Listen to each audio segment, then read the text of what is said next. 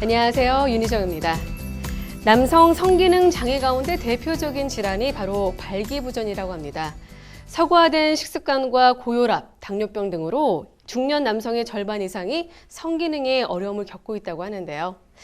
남성 성기능 장애는 사회생활의 위축까지 가져온다고 합니다. 그래서 오늘 이 시간에는요, 남성 성기능 장애의 그 원인과 치료법이라는 주제로 자세히 이야기 나눠보도록 하겠습니다. 네, 도움 말씀 주시기 위해서 비뇨기과 전문의 민영기 원장 나오셨습니다. 원장님 안녕하세요. 안녕하세요. 민영기입니다. 네. 안녕하세요. 자, 남성 성기능 문제 가운데 가장 많이 남성분들을 괴롭히는 질환이 바로 발기부전이다라고 얘기를 했습니다. 발기부전은 정확히 어떤 질환인가요? 발기부전이란 한마디로 성생활을 하기 위해서 필요한 충분한 발기가 돼야 되는데 그 상태가 유지가 못하는 그런 상태를 말하는 거죠. 이런 상태가 3개월 이상 지속이 된다면 우리가 검사를 이제 필요로 하겠습니다. 네.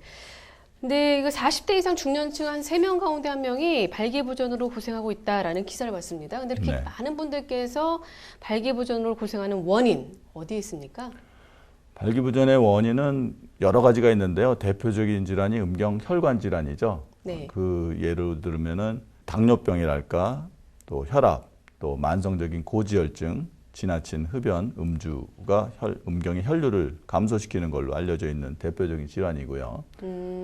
또 복부 비만이랄까, 흡연, 네. 네. 운동 부족, 과음 스트레스로 인해서 남성 호르몬이 부족해지는 그런 현상을 또 원인으로 들 수가 있습니다. 그 외에 혈압약이랄까, 이뇨제, 또 정신과 같은 약물, 위산제 등이 또 대표적인 약물이 되겠고, 또 기타 전립선 수술을 받았다든지 척추에 어떤 손상을 받았지 하는 그런 원인도 발기를 무너뜨리는 그런 원인 중에 하나죠. 아, 그렇군요. 아무래도 가장 중요한 게 치료법이 아닐까라는 생각이 들었습니다. 어떤 치료법들이 있죠?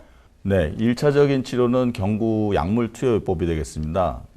아시겠지만 약물 치료는 굉장히 손쉽고 간편하기 때문에 이제 많이들 쓰시고 계시는 거고, 만약에 약물에도 치료 효과를 못 본 경우에 할 수 있는 게 2차적인 치료가 자가주사요법이라 그래서 약물을 주사로 만든 약제가 있습니다. 이거를 본인이 투약함으로써 주사를 함으로써 이제 효과를 보는 거죠. 네. 마지막으로는 1차, 2차 치료에도 불구하고 효과가 없는 경우는 이제 수술적인 치료가 되겠죠. 간단히 예를 들면 류마티스 관절염이나 퇴행성 관절염 환자분들인 경우에 1차적인 약물 치료를 하지 않습니까? 네네네. 거기에도 불구하고 효과를 못 보신 경우는 2차적으로 관절 내에다 주사를 놓는다든지 약물을 투여하게 되죠.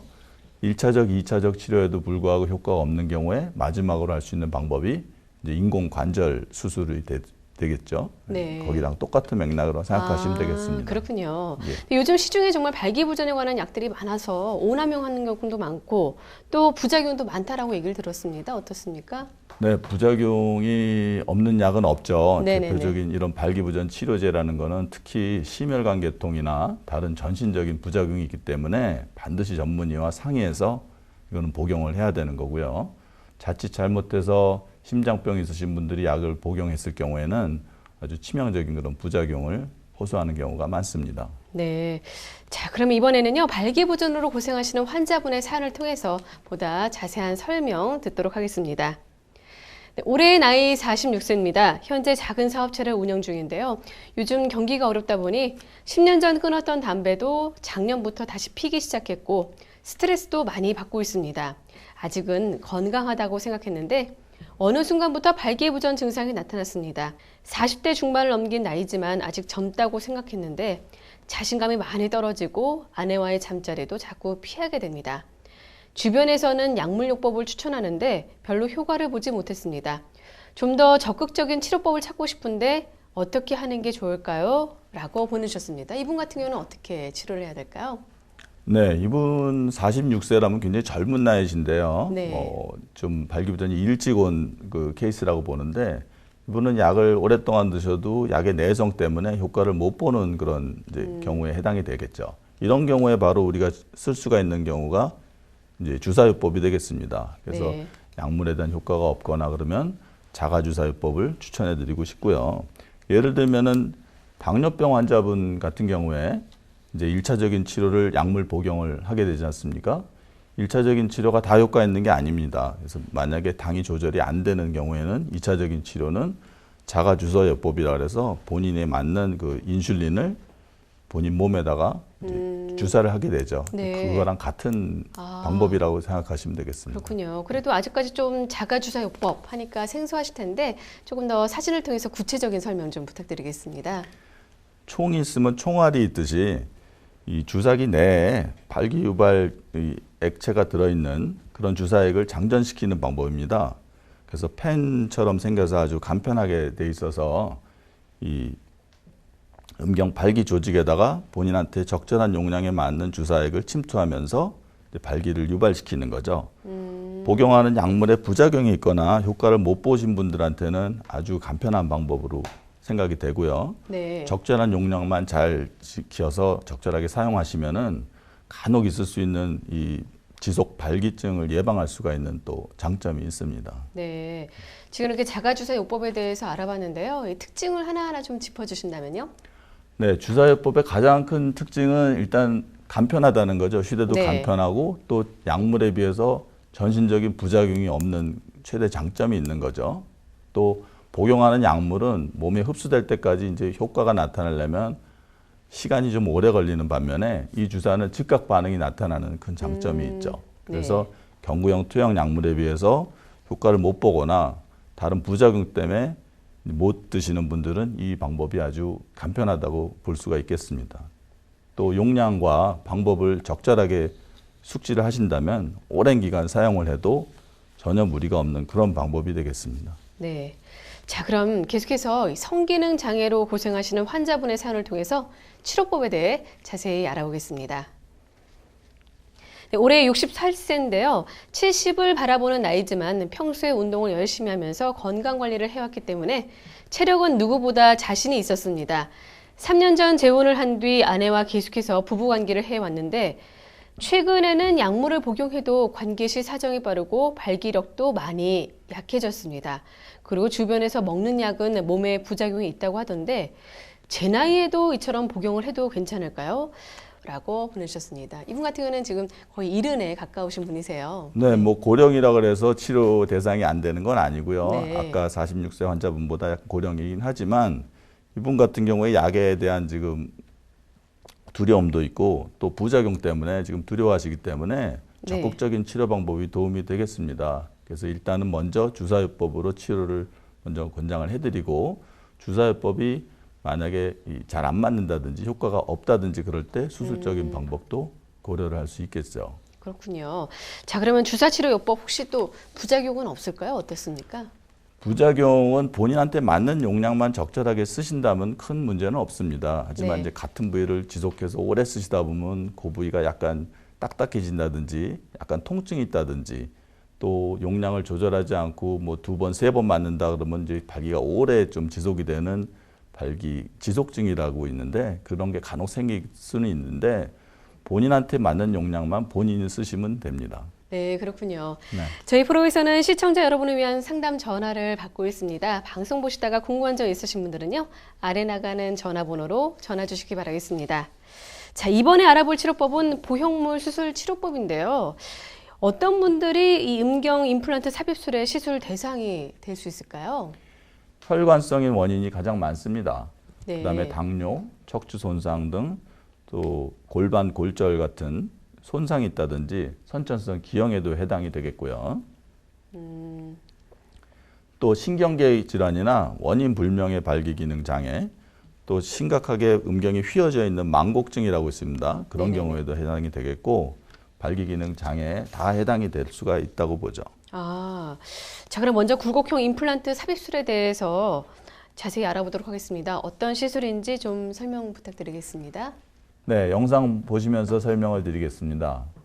영상에 보듯이 굴곡형은 굉장히 간편하고 조작이 편리합니다. 보시는 것처럼 실린더가 2개가 들어가 있어서 본인이 원할 때 굽혔다가 또 사용할 때는 폈다가 하면서 간편하게 사용할 수가 있는 장점이 있죠. 또 네. 내구성이 굉장히 좋기 때문에 반영구적으로 쓰실 수가 있고 관리를 잘하기 어려운 그런 환자들한테는 아주 최적의 그런 수술이라고 말씀드릴 수 있겠습니다.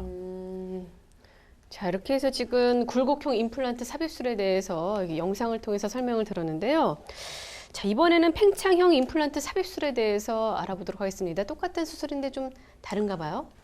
네, 세조각형 기구를 화면을 보면서 설명을 드리자면 보시는 것처럼 손으로 특정 부위를 만지면은 안에 있는 실린더로 물이 주입이 되게 되죠. 네. 그 물은 저 안에 저장고로부터 이제 공급이 되게 되며 또 반대 부위를 맞으면은 거꾸로 실린더에 있는 물이 저장고로 다시 유입이 돼서 이제 원상 복귀가 되는 그런 작동법이라고 말씀드릴 수가 있겠습니다. 네, 저렇게 손가락을 이용해서 펌프를 하면은 안에 있는 실린더 물이 저장고에 있는 물이 실린더로 들어가죠.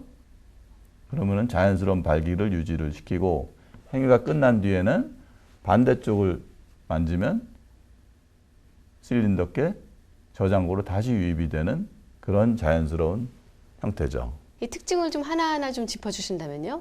세조각형 팽창형 임플란트 특징은요, 굴곡형에 비해서 굉장히 자연스러운 발기가 유지되는 그런 특징을 가지고 있습니다. 네. 물론 시간은 개인에 따라 틀리지만 약 1시간 정도 소요가 되지만 최대 장점인 자연스러움을 유지할 수가 있고요.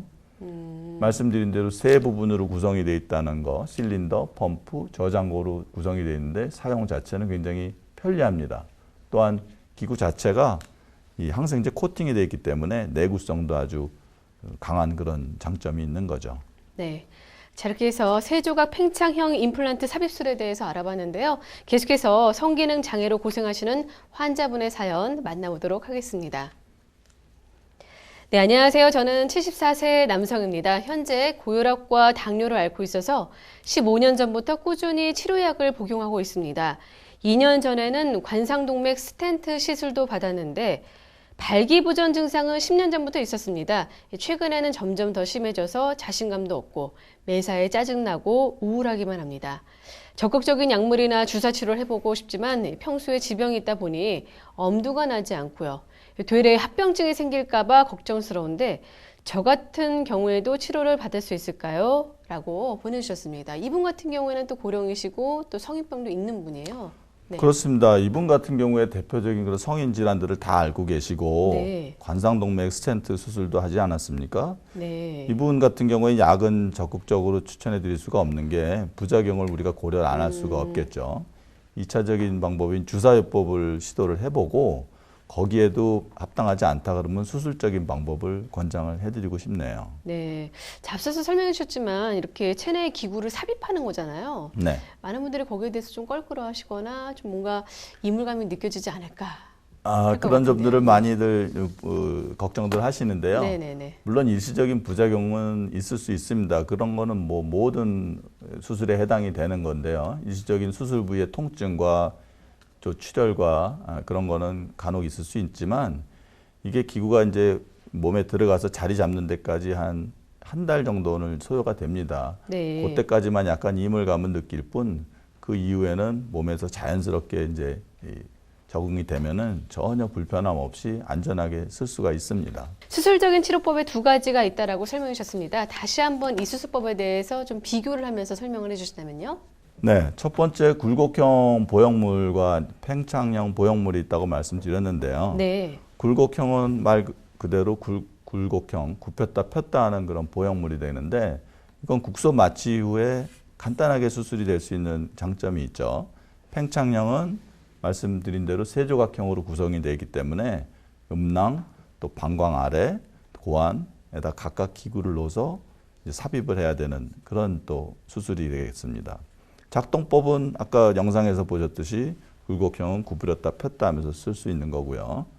팽창형은 음낭에 있는 펌프를 조작함으로써 발기를 시켰다 껐다 하는 그런 특징이 있는 거죠. 단점으로 보면 굴곡형은 사용이 간편하긴 하지만 약간의 부자연스러움은 어쩔 수가 없습니다. 기구상의 어떤 재질 특성상. 예, 하지만 예. 이 팽창형은 굉장히 자연스러움을 유지할 수 있는 그런 기구긴 하지만 이게 수술적인 기법이 까다롭기 때문에 충분한 수술 경험이 있는 그런 전문가한테 받는 것이 현명하다고 생각이 되고 발기부전 치료의 거의 80%는 이 수술을 하고 있는 그런 지금 형편입니다. 그렇군요. 요즘 사실 이제 100세 시대지 않습니까? 그렇기 때문에 많은 분들이 노년층에서도 적극적으로 수술 치료를 받는다라고 얘기를 들었습니다. 어떻습니까? 수술하고 나이 상관관계는 어떤가요? 네. 전혀 상관없죠. 나이는 숫자에 불과한 거죠. 그래서 뭐 노인층이라도 본인이 건강만 잘 유지를 하시고 그렇다면은 수술하는데 전혀 걸림돌이 되지는 않습니다. 실제로 저희 환자분 같은 경우에 그 수술하시고 나서도 회복 시간이 빠르신 분들은 본인이 건강 유지를 잘 하시는 그런 분들이 의외로 많습니다. 네. 자, 그러면 계속해서 사연을 통해서 시술법에 대해서 설명을 듣도록 하겠습니다.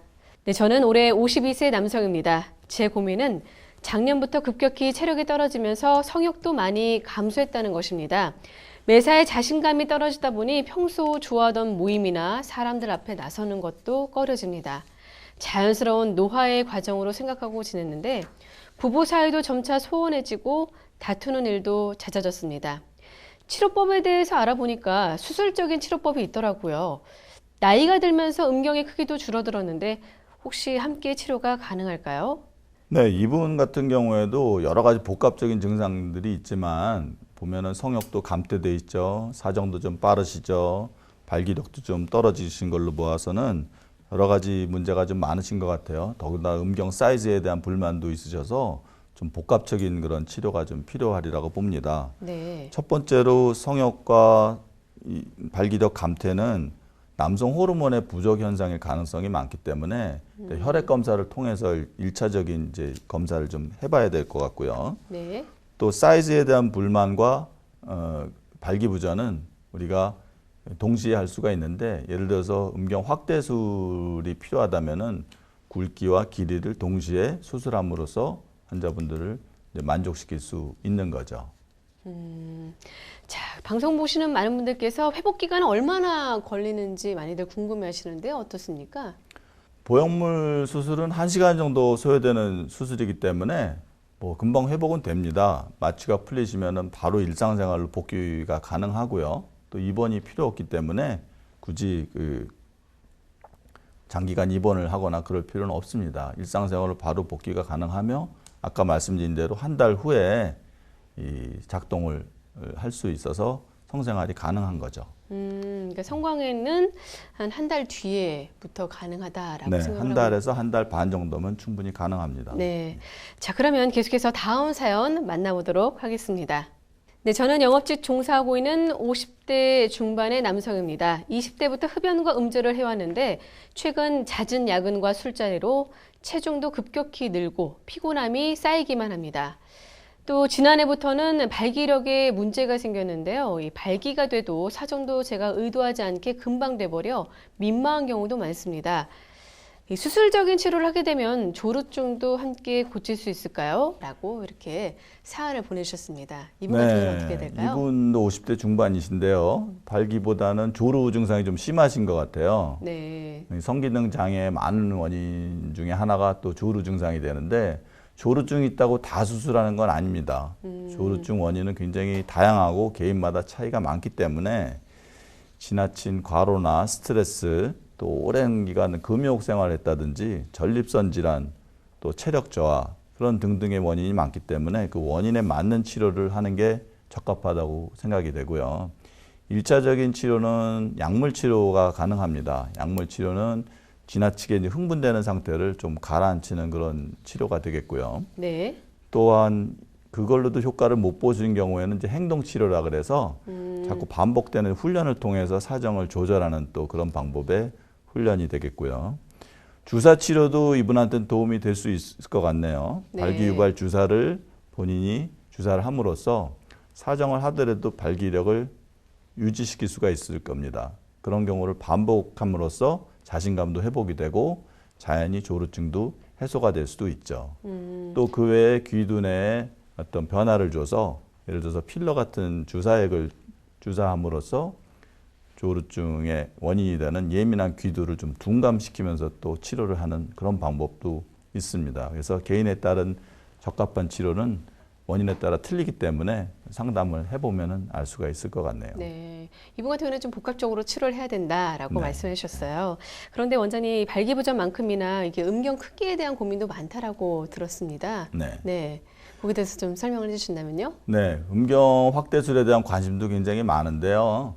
일단은 크게 둘레의 변화를 주는 수술과 길이의 변화를 주는 수술 두 가지로 우리가 나눌 수가 있겠죠. 대개는 음경 크기에 대한 컴플렉스가 있는 그런 남성들에 해당이 되겠는데요. 네, 첫 번째 굵기를 확대하는 방법은 인공진피 이식술이라 그래서 예전에는 본인의 이 지방층이나 진피층을 이용했는데 요즘은 자가 진피보다는 인공적으로 만든 진피 이식 방법이 선행되고 있고요. 네, 또 길이 연장 수술에는 음경이 안에서 이렇게 숨겨져 있는 그런 인대가 있습니다. 이렇게 자리 잡고 있는 인대를 일부 부분적으로 절제를 하면서 현수인대라는 그 인대를 박리를 하는 그런 수술법인데 그게 이제 길이를 어느 정도 연장을 할 수가 있겠죠. 네. 그다음에 마지막으로는 귀두까지 확대를 하는 방법으로서 아까 잠깐 말씀드린 대로 그 필러나 그런 일정 약물을 투입하면서 음경 크기를 확대하는 그런 방법이 있습니다.